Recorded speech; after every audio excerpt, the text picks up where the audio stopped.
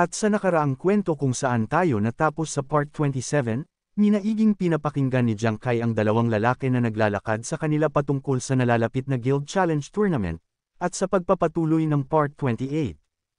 Hindi lang pala ang ating bida ang nakakarinig sa usapan ng dalawang lalaki na dumaan sa kanila. Yamot na bulalas ni Yuan Zhu na masyadong mayabang ang Xuanwu Guild. Tinitiyak niya kay Jiang Kai na pagdating ng panahon ay tutulungan niya itong ilabas ang kanyang galit sa kanila, na mariing sinang-ayunan naman din ito ni Ruan Yu. Ngumiti ang ating bida damang-dama ang buong pagsuporta sa kanya ng buong koponan. Sinabi niya sa kanila na bago iyon ay kailangan na muna nilang magtungo ngayon sa guild area. At sinabi ni Yuan Zhu na tama si Jiang Kai at dahil kasali rin sila sa guild challenge ay kailangan na muna nilang maghanap ng guild na masasalihan na requirements para sa event. Lumingon si Su Wanwan kay Jiang Kai at tinanong kung nakahanap na ba siya ng guild na sasalihan nila dahil naalala niya na sinabi niya sa kanya noon na walang guild ang handang tumanggap sa kanya, at akala ng dalaga na kailangan pa nilang dumaan sa maraming problema para maghanap ng isa, at gusto din malaman ni Huyan kung aling guild ang nahanap niya. Nginitian lang sila ni Jiang Kai at sinabing iyon ay sikreto muna sa ngayon dahil malalaman din nila ito. Matapos ang ilang minutong paglalakad narating na nila ang lugar ng guild's area, na mayroong madadaming mga gusali na umaabot sa ilang mga palapag at mga taong naglalakad sa kalye na abalang-abala sa kanilang sarili. Nakangiting sinabi ng ating bida sa lahat ng kanyang miyembro na nakarating na sila, subalit nagpakita ng reaksyong may pagtataka ang mga mata ng koponan ng ating bida at iba ito sa kanilang inaasahan, kaya't napapatanong na lang si Yuan Zhu kung ito na ba ang tinutukoy niyang guild na kanilang sasalihan. At nagpahayag ng kawalang kasiyahan sa lugar si Yuan Zhu, na kung titingnan pa lang ang lugar ay parang desyerto, na malayo sa lokasyon at wala din ni kahit isang tao man lang ang nasa entrance upang batiin sila at ang guild ay wala din daw nakasulat na pangalan. Biglang may sumagi sa isipan ni Su Wanwan, na tila mukhang alam na niya ang binabalak at gustong ipakita sa kanila ni Jiang Kai.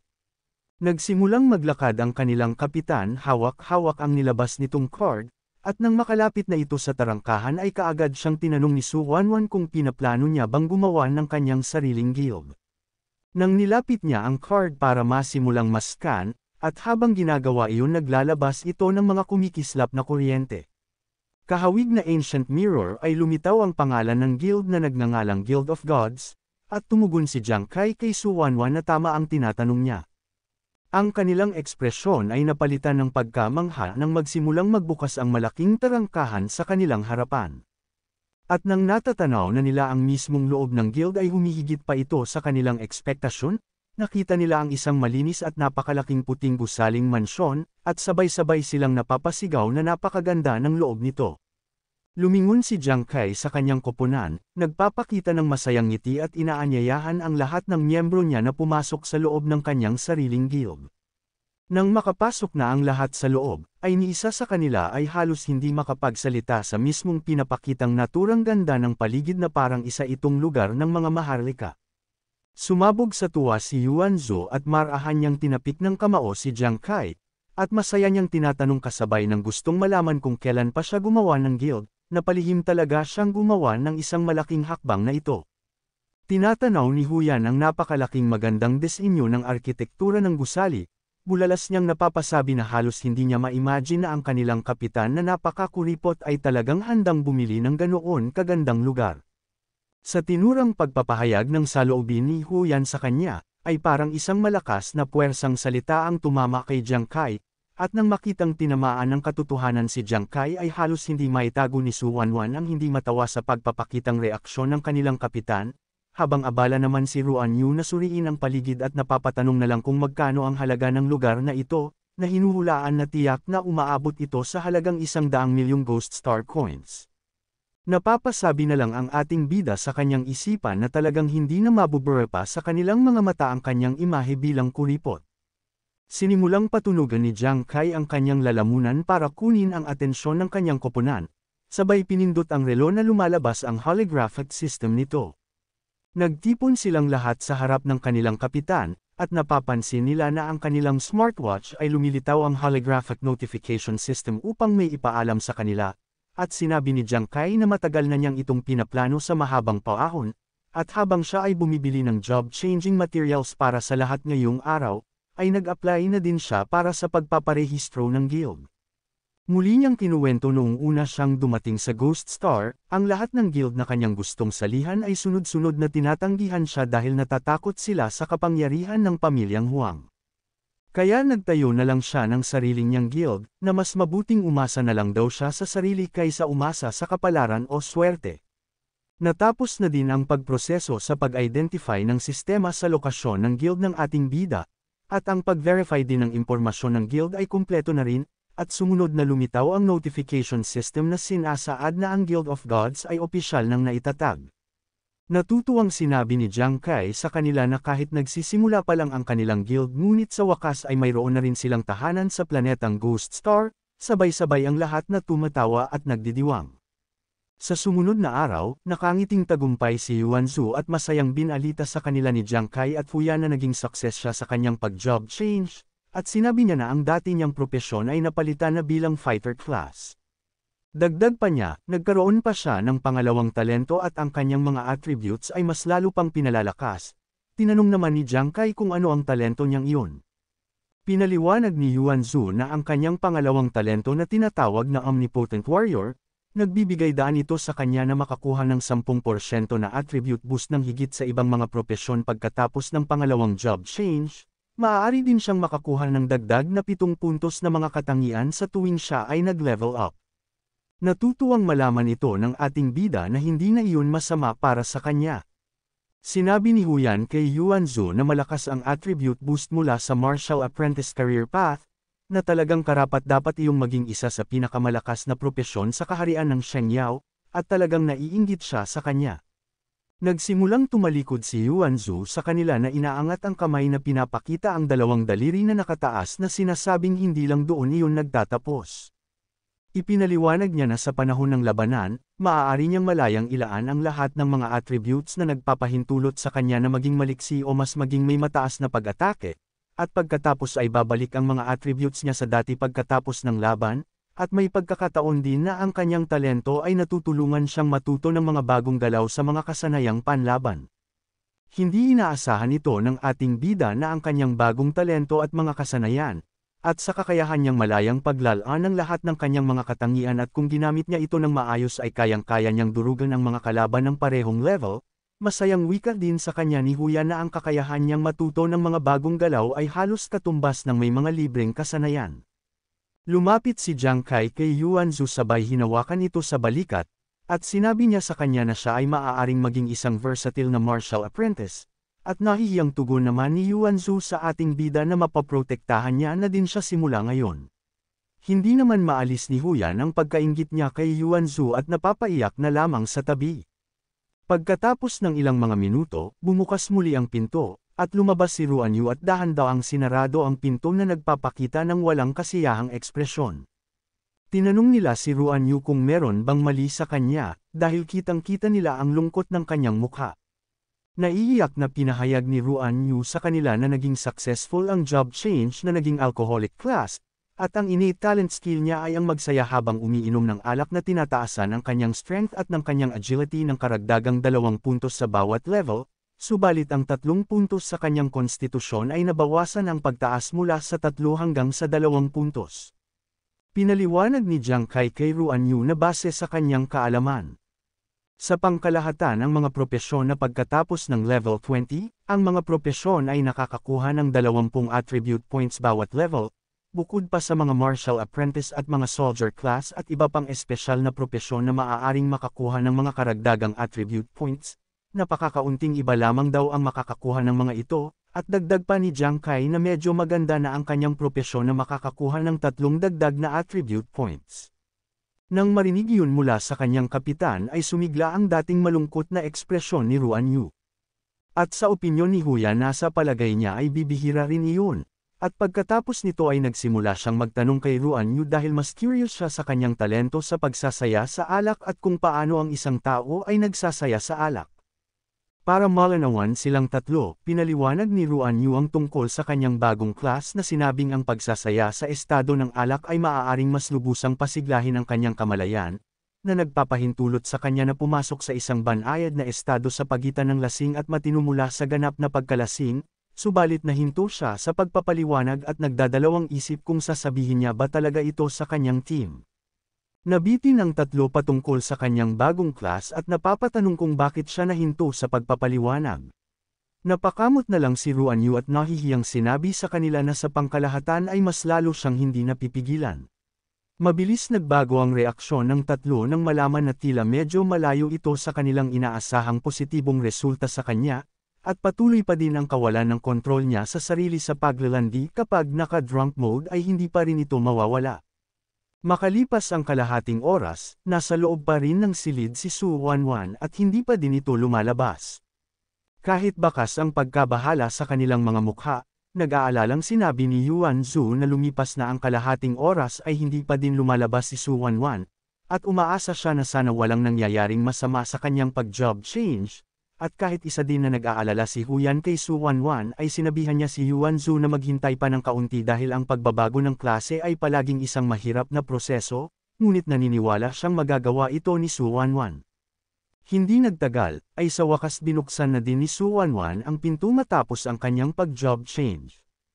Habang humahakbang papalapit sa kanila, tahimik lang ang dalaga at ang buong katawan niya ay nagpapakita ng senyales ng panginginig sa hindi malamang dahilan. At sa pinapakitang iyon ni Su Wanwan ay tila sa palagay nila na hindi naging mabuti ang kanyang pagpapalit ng klase, kaya't sinusubukan nilang pasiglahin ang mood niya na sinasabi ni Yuan Zhu na kung ang kanyang pagbabago sa klase ay hindi napunta sa plano ay maaari nilang subukan muli sa susunod. Sinabi din ni Huyan na hindi rin naging maayos ang unang class job change niya sa unang subok, at sinabi ni Ruan Yu na huwag siyang panghinaan ng loob at nandito silang lahat para sa kanya. Sinabihan naman sila ng kanilang kapitan kaya na huwag silang mag-alala at sa tingin niya ay may sasabihin si Su Wanwan sa kanilang lahat. Nagsimulang magsalita si Su Wanwan sa harap nila, subalit nauuto ang boses niya dahil sa tindi ng kanyang emosyon. At sa sobrang kagalakan ay masayang binalita niya sa kanila na hindi niya inaasahan na pagkatapos lumipat ang class niya sa physician, nakuha niya ang ultimate talent, na toxin analysis at ang posibilidad na makakuha ng klase ay mas mababa sa 1,000. Nagulat ang lahat sa umpisa at pagkatapos ay tuwang-tuwa sila nang marinig ang napakagandang balita galing kay Su Wanwan sa matagumpay niyang pagpapalit ng class at sa pagkakatanggap nito ng panibagong talento. Sinimulang ipaliwanag ng binibini sa kanila ang kanyang ultimate talent na toxin analysis, na maaari niyang dagdagan ng bisa ng gamot ng 10%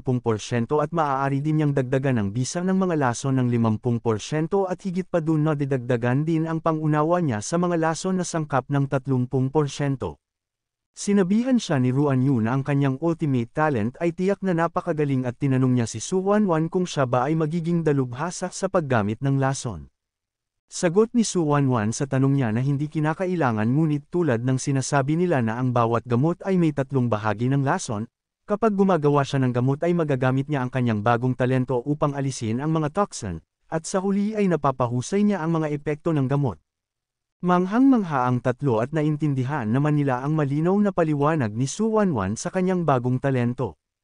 Inilahad ni Jiang Kai ang kanyang mga braso at binabati sila sa kanilang magandang mga resulta ng pagbabago ng klase, subalit sinabi din niya sa koponan na ngunit sa kanilang mga kalaban ay may maraming malalakas na team at ang mga pangkat na iyon ay sadyang kinokontrol ng mga pangunahing guild ang kanilang mga level partikular upang makipagkumpetensya sa kompetisyon ng koponan, at pinaalalahanan niya sila na kaya dapat silang palaging maging maingat at maging alerto palagi. Masigasig na sinabi ni Jiang Kai na sa mga darating na araw, bago ang opisyal na pagsisimula ng Guild Challenge ay patuloy silang magsisikap sa pag-level up. Masayang tumugon ang lahat sa kanilang kapitan nang may malaking pagsang-ayon sa kanya. Makalipas ang 7 araw, sa ibang lokasyon ng Ghost Star Planet patuloy na nagga-grind ng level ang koponan ng ating bida, lumilitaw ang notification system na inaabisuhan sila na nakakolekta sila ng bangkay ng Elite Level Forest Timberwolf ng 180 beses, at maliban pa doon ay nakakolekta din sila ng 2 bangkay ng Warlord Level Forest Timberwolf. Naikuyong ni Yuan Zhu ang kanyang kamao sa galak, matapos ang 7 araw ng kanilang praktikal na labanan pakiramdam niya ay lumaki at lumakas siya ng husto. At makikita sa pangunahing impormasyon ng kanyang sistema na nakamit na niya ang antas ng level 25 bilang fighter class, Tuwang-tuwa naman si Su Wanwan sa reaksyon ni Yuan Zhu at makikita din ang paglitaw ng kanyang pangunahing impormasyon ng kanyang sistema na nakamit na niya ang antas ng level 24 bilang physician class. Pinahayag naman ni Huyan na siya ay nagiging mas mahusay pa sa paggamit ng kanyang kasanayan na Rain Praying Spell, at makikita din ang pagtaas ng kanyang antas at nakamit ang level 31 bilang Fortune Teller class, at sa tabi niya ay si Ruan Yu na suot-suot ang kalasag sa kaliwang kamay at lumilitaw din ang kanyang sistema na pinapaalam na nakamit niya na din ang level 25 na antas bilang Alcoholic class. Habang masayang nag-uusap ang apat na miyembro ng ating bida ay napansin naman ni Jiang Kai ang pagtunog ng suot niyang smartwatch na nagbibigay mensahe sa kanya. Pinindot niya ang kanyang smartwatch at sinabi sa kanyang koponan na ang pagmatch sa mga grupo sa Guild Challenge ay inilabas na. Lumitaw ang malaking holographic screen sa harap nila. Pinapakita ang bracket tournament at sinasaad ng sistema ang abiso sa kompetisyon na mayroong 32 koponan na nakikipagkompetensya sa 21 at 40 level bracket. Na ang bawat koponan ay nakikipagkompetensya sa isang beses bawat araw, ang kanilang unang kalaban ay ang Instant Skill Squad mula sa Xuanwu Guild, na pinamumunuan ni Huang Da, at pinaalalahanan sila na dapat nasa arena na sila sa West District ng Xiangyao City para paghandaan ang laban. At dagdag pa nito na pinapaliwanag ang mekanismo ng tournament ay ang tanging kondisyon nila para manalo sa kompetisyon ay ang kumpletong pag-eliminate ng lahat ng mga kalaban na miyembro ng koponan. Ikinagulat ni Su Wanwan ang resulta ng Guild Challenge Tournament, at nagkataon na ang una nilang makakalaban ay si Huang Da mula sa Xuanwu Guild na may sama ng loob sa kanilang kapitan. Nagpahayag naman ng inis na reaksyon at pagkadismaya si Huyan na dati daw ang Guild Challenge ay palaging tungkol sa pagpuntos. Ngunit sa pagkakataong ito ay ang pagpatay sa kalaban bilang ang tanging pamantayan sa paghusga para manalo, at sa palagay niya ay ginagamit ng pamilya Huang ang kanilang impluwensya upang magawa ang isang bagay na hindi patas na sadyang naghahanap sila ng paghihiganti. Hindi naman mapigilan ni Yuan ang kanyang galit at gusto niyang pumunta sa military upang tanungin kung nanlilinlang ba ang pamilya Huang. Pilit naman siyang pinipigilan ni Ruan Yu na sinusubukang pinapakalma ang sarili ni Yuan Zhu. Lumingon si Jiang Kai kay Yuan Zhu, naganap na kalmadong sinabi sa kanya na hindi niya na ito kailangan pang gawin, at sinabi niya sa lahat na kung kapalaran ito o gawa ng pamilya Huang sa paghihiganti, ay nagkataon lang na matagal na niyang gustong makipagharapan kay Huang Da. Lubos pa din ang pag-aalala ng dalawang binibini sa kanilang kapitan kahit na pinapakita nitong kalmado lang siya, pero alam nila na sa kaloob-looban ni Jiang Kai ay nanatili pa rin sa kanya ang pagkapuot sa pamilya Huang. Inaalala ni Jiang Kai ang malademonyong ngiti ng pagbabanta ni Huang Da sa kanya, at napapasabi na lang sa kanyang isipan na kung ano ang utang ng pamilya Huang sa kanya ay sasamantalahin niya ang pagkakataong iyon para makabawi kay Huang Da ng may interes. Kinabukasan sa arena, nagsimula na ang pinakahihintay ng lahat ang pagsisimula ng Guild Challenge Tournament na punong-puno ng mga taong nananabik na subaybayan ang espesyal na kaganapang ito. Ang kanilang malakas na hiyawan ay maririnig sa buong lugar ng arena, sinisigaw ang kanilang mga pambatong koponan. Maya't maya pa lumabas na ang babaeng tagapagsalita na dalubhasa sa mga seremonya, gamit ang mikroponong hawak sinabi niya na meron pang 15 minuto bago magsimula ang 21 hanggang 40 level team match, at ang unang team na lalahok sa laban ay mula sa Xuanwu Guilds na nagngangalang Instant Kill Squads at kanilang makakalaban ay mula sa guild ng Main God Guild na Fire God Squad, at sinimula na niyang tawagin ang mga kalahok para pumunta sa entablado. Umalangaw-ngaw ang malakas na sigaw ng mga taga-suporta ng koponan ni Huang Da nang una silang lumabas upang pumunta sa entablado, at ang hiyawang naririnig niya ay mas lalong pinalalakas ang kanyang kumpiyansa sa sarili. Nagsimula na silang maglakad na pinangungunahan ni Huang Da na nagpapakita sila ng mapangaping ngiti. Inaasahan ng kanilang taga-suporta na gagawa silang muli ng kasaysayan na magwagi sa tournament na ito. Sa kabilang banda naman, sa kalagitnaan ng karamihan pinamumunuan ng tagagabay ang team ng mga baguhan sa loob ng arena at sinabi niya sa kanila na medyo maswerte sila na naabutan nila ang minsanang taon na kaganapang ito, at dahil nandito na din naman sila ay ipapakita niya sa kanila ang paligid, at dagdag pa niya na bagamat maganda ang kanilang ginawa sa beginner's trial ay hindi sila dapat maging mayabang at dapat matutunan kung paano lumaban ang mga may karanasang koponan. Nagpapakita naman ng walang interes ang baguhang babae na may mahabang berdeng buhok sa preliminary round ng Guild Challenge Tournament, at para sa kanya ang finals ay mas sulit na panuurin. Tinawag ng tagagabay ang babae na nagngangalang Hong Shuang, sinabi niya na huwag maging mayabang kahit na nangunguna siya sa rangkang sa newcomers trials. At para pasiglahin ang mood nito ay dagdag pa niya na sa mga kalahok sa laban ng preliminary round ay kasama doon ang nakabasag ng record ng 30 taon na sa Shengyao Kingdom's newcomers trial. Nang malaman ito ng babaeng baguhan ay mabilis na nagbago ang kanyang ekspresyon na ang iniidolo niyang si Jiang Kai ay kasama sa unang lalahok sa preliminary round, habang ang kanyang koponan ay naiwang ganap na nagulat. Inip at kaagad na hinahanap ni Huang Da ang ating bida, at sa tingin niya na natatakot na siguro si Jiang Kai na harapin siya at nawawala na ng lakas ng loob para pumunta sa event, habang ang kanyang koponan ay tawang-tawa sa pambatang biro ni Huang Da na sinasabing dahil sa kanyang reputasyon ay tiyak na naduduwag na daw ang ating bida. Pagkatapos ay malakas niyang isinigaw sa kalagitnaan ng entablado na kung hindi pa kumbinsido ang ating bida ay huwag siyang maging duwag at lumabas na siya sa entablado ngayon din. Nang marinig ito ng mga madlang taga-suporta niya ay sinisigaw nila na ang koponan ng ating bida na Fire God Squad ay isang grupo lang ng mga duwag. Isang pamilyar na boses ang nakakuha ng buong atensyon ni Huang Da na tinatawag ang kanyang pangalan. At sa kabilang panig ay makikita ang silhouette sa loob ng arena ng ating bida hudyat na ang kanilang presensya na hindi sila umaatres sa hamon ni Huang Da at handang harapin at kalabanan ang koponan niya sa kaganapang ito. Isang matalas na tingin ang pinapakita ni Jiang Kai direkta kay Huang Da pati na ang pinapakitang tingin ng buong miyembro ng ating bida. Bulalas naman ni Yuan Zhu sa kanya na kung ano ba ang mga pinagsasabi ni Huang Da. Abangan sa Part 29, ang unang pagtutuos ng koponan ni Jiang Kai laban sa koponan ni Huang Da sa Guild Challenge Tournament. Matagumpay kayang makakapaghiganti din ang ating bida sa pamilya Huang. At kung nagustuhan mo ang kwento na ito at masubaybayan pa, ay huwag muna din kalimutan mag-iwan ng like at comment, samahan muna din ang pag-hit ng subscribe sa aking channel, at hanggang sa muli kita na lang ulit tayo sa susunod na video.